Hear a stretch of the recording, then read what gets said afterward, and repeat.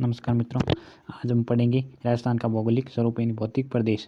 जो आपके first grade GK, ये आपके सेकंड ग्रेड और आपके फर्स्ट ग्रेड जो फर्स्ट पेपर है आपके जीके का, उसमें जो राजस्थान का पार्ट है उसके बारे में आज हम डिस्कस करेंगे। 4 भागों में भौतिक प्रदेश को राजस्थान बांटा गया है। पश्चिमी रेतीला मैदान, अरावली प्रदेश, पूर्वी मैदान और दक्षिण पूर्वी पठार जो कोटा साइड का।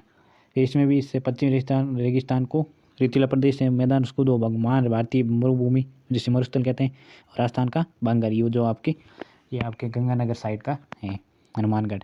अरावली प्रदेश, उत्तर पूर्वी पहाड़ी क्षेत्र, मध्य अरावली, मेवाड़ की पहाड़ियाँ, बोराट का पठार और आबू पर्वत खंड। फिर आपके पूर्वी मैदान में आपकी नदियों का दिया है, बनास बेसिन, बाण बेसिन, चंबल, बनास और माई। फिर आपके हड़ौती का पठार और विंध्याचल कगार भूमि, ये आपके दक्षिणी पूर्वी पठार।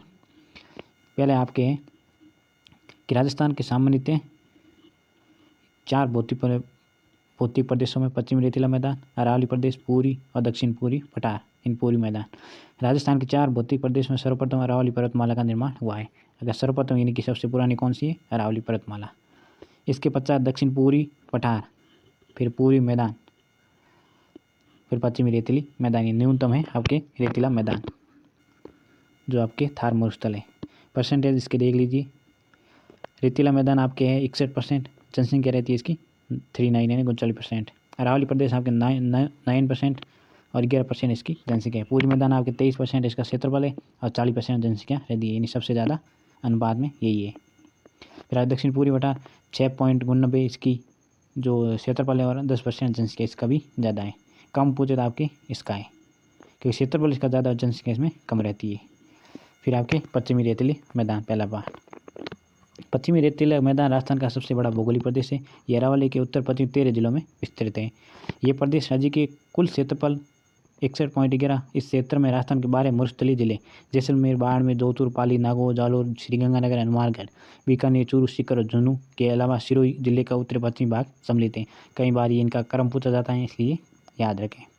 महान भारतीय मरुभूमि पूर्व मरुस्थल का विस्तार संपूर्ण जैसलमेर, संपूर्ण बीकानेर जिलों में, उत्तरी बाड़मेर, उत्तरी पश्चिमी जोधपुर, दक्षिणी श्रीगंगानगर, पश्चिमी नागौर जिलों में है। इसका ये क्षेत्रफल फैला है। सबसे ज़्यादा गिरा है तो जैसलमेर और बीकानेर और बाड़मेर तीन साइड में है, और जोधपुर को मरुस्थल का प्रवेश द्वार कहते हैं। अरावली प्रदेश, अरावली को स्थानीय भाषा में आडावड़ या आडावड़ो कहा जाता है। ये विश्व की प्राचीनतम वलित पर्वतमाला है। वलित यानी सबसे पुरानी और खंडित यानी कि ये बिखरी हुई पर्वतमाला है। इस पर्वतमाला का निर्माण प्री कैम्ब्रियन युग में हुआ। भूगर्भिक संरचना की दृष्टि से ये पर्वतमाला देहली क्रम के अंतर्गत आती है, यानी इसका एक क्रम का नाम है जो देहली क्रम।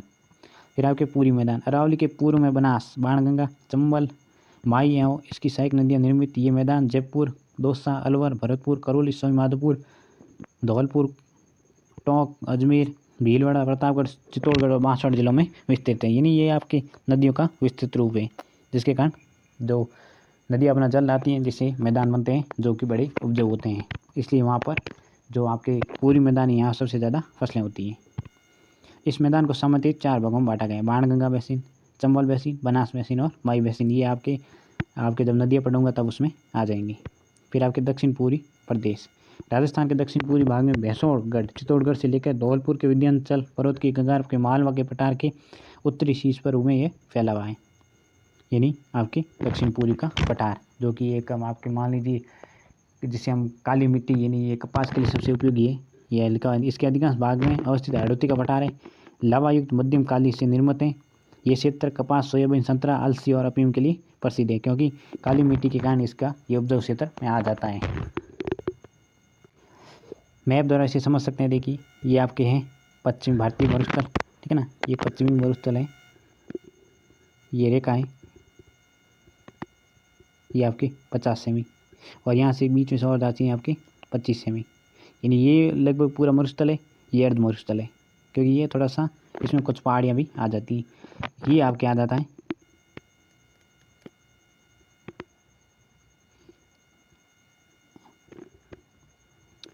जाता है इसको कहते हैं अरावली पर्वतमाला। नहीं सॉरी 1-2 मिनट। सिकौट क्षेत्र, नागौर, हाँ, ये आपके हैं 50 सेमी, ये आपके 25 सेमी। यहाँ से ज़्यादा आपके मरुस्थल है। ये आपकी अरावली पर्वतमाला हो गई, ठीक है ना। और ये फिर इसको पूरी मैदान हो गया, ये मैदान का भाग है।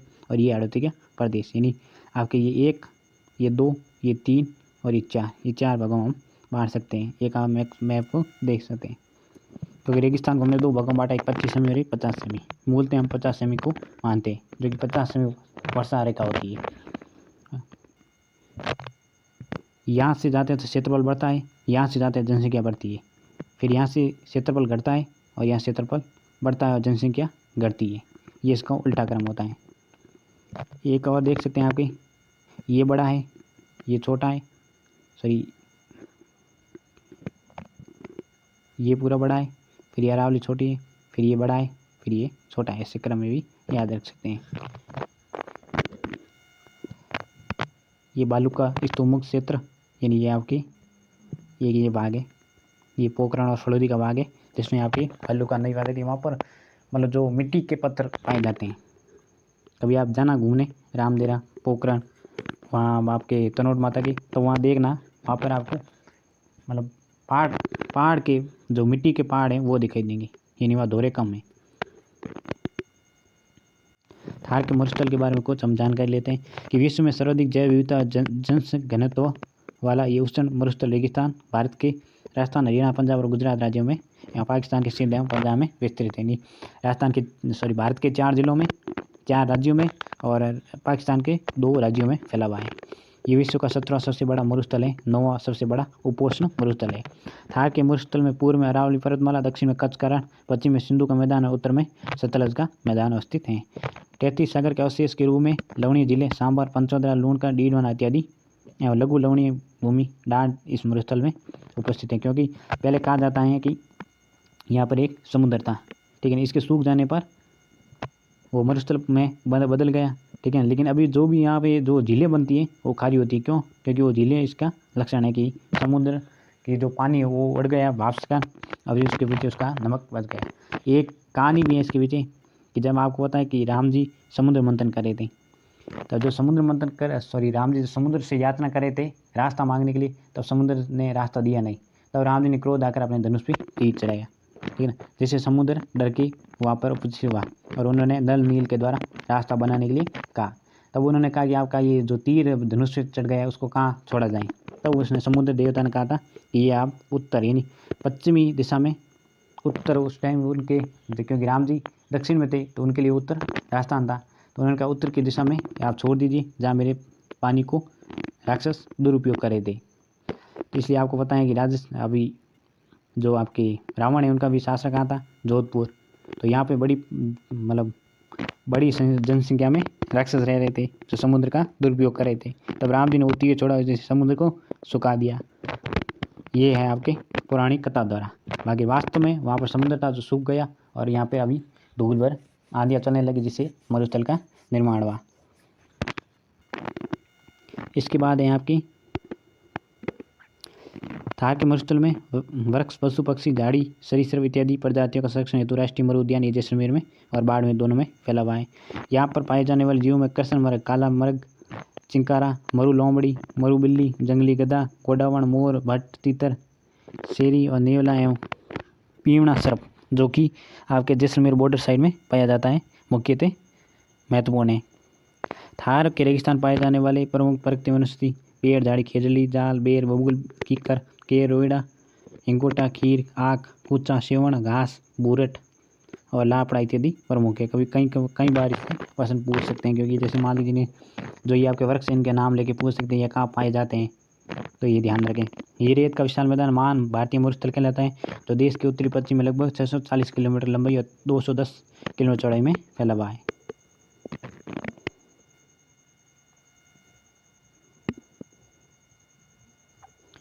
इसके बाद है आपकी 24 डिग्री 30 उत्तरी अक्षांश में इस मरुस्थल के दक्षिण सीमा मानी जाती है। फिर यहाँ की जो धरातलीय परतों में अनेक प्रकार के समुद्री जीवाश्म मेसोजाइक, केनोजोइक भूगर्भीय युगों में संवर्धक किया जाता है। मार्च माह में थार के मरुस्थल का तापमान तेजी से बढ़ने के कारण जो कि जून के महीने अंत तक 45 डिग्री सेल्सियस तक पहुँच जाता है। इस दौरान यहाँ पर गर्म और शुष्क स्थानीय पवनों में से लू कहते हैं। यानी लू चलती है ये आपके मार्च के बाद अप्रैल मई और जून में अंत में यहाँ पे मानसून आ जाता है। ये जून तक ये जो गर्म हवाएं चलती है जिसे हम लू कहते हैं, ये क्या करती हैं कि जो रेतीले टीलों को है एक स्थान से दूसरे स्थान पर कन्वर्ट यानी बदल देती है। कम दबाव केंद्र होने के कारण मानसून की दोनों शाखाएं अरब सागर और बंगाल की खाड़ी आती है, किंतु इस क्षेत्र में वर्षा कम होती है। जब वर्षा का टॉपिक आएगा तब मैं समझूंगा किस प्रकार हमारे राजस्थान में वर्षा होती है। फिर थार के मरुस्थल का विकास उत्पत्ति आज से लगभग 5500 से 6000 वर्ष पूर्व हुआ था। सन 1952 में सिम्पोसिया ऑफ इंडिया ऑफ डेजर्ट का आयोजन किया गया, जो थार के मरुस्थल की उत्पत्ति, पूर्व का विस्तार आदि का चर्चा किया गया। थार का मरुस्थल के पश्चिम में राजस्थान, हरियाणा, पंजाब और गुजरात राज्यों के अरावली पर्वतमाला के पश्चिम में स्थित है। इसका कुल क्षेत्रफल 3,17,090 वर्ग किलोमीटर है। डॉक्टर एस ये फिर देख थार के मरुस्थल में वर्षा अरावली स्थित अंतरालों गैप से हो रहा है। इन अंतरालों के मध्य 12 लूणी, सांबर, रेवासा, घाट की डाबी, मोहना, बूढ़ी, गांगोर, सिगाना, डिकोराटा, कुड्डा, घाटवा, रूपगढ़, मोरेड, उपलावा और अजमा हैं। यानी क्या है कि जैसे मान लो मैंने कहा अरावली कटी फटी है, ऐसे फिर ऐसे फिर ऐसे, तो इसके कारण क्या है जो थार का मरुस्थल है वो विस्तृत होकर इन जगहों से आ रहा है, क्योंकि हवा को थोड़ी सी जगह चाहिए जिससे वो आराम से निकल सकती है, जिससे धूल के कण साथ आ सकते हैं। इसके कारण अभी सिरों में भी लगभग आपकी रेगिस्तान बन रहे हैं।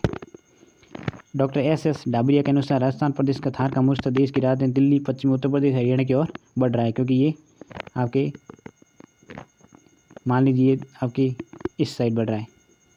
तो यहाँ पाकिस्तान, यहाँ से हवाएं आती है और ये धूल के कण को उड़ा के ले जाती है, जैसे यहाँ पर दिल्ली, फिर ऊपर हरियाणा, यहाँ यूपी, इस तरह ये हवाएं चलती है।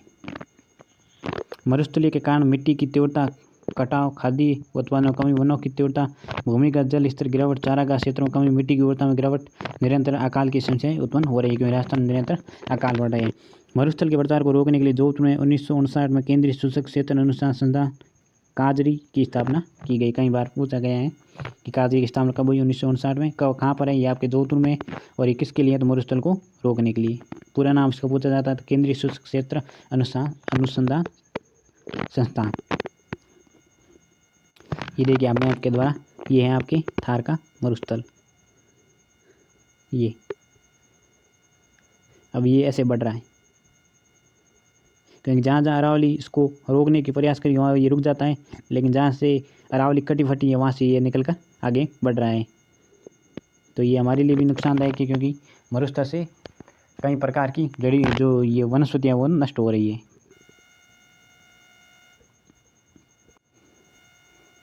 ये आपके अरावली पर्वतमाला जो देख लीजिए कटी फटी है।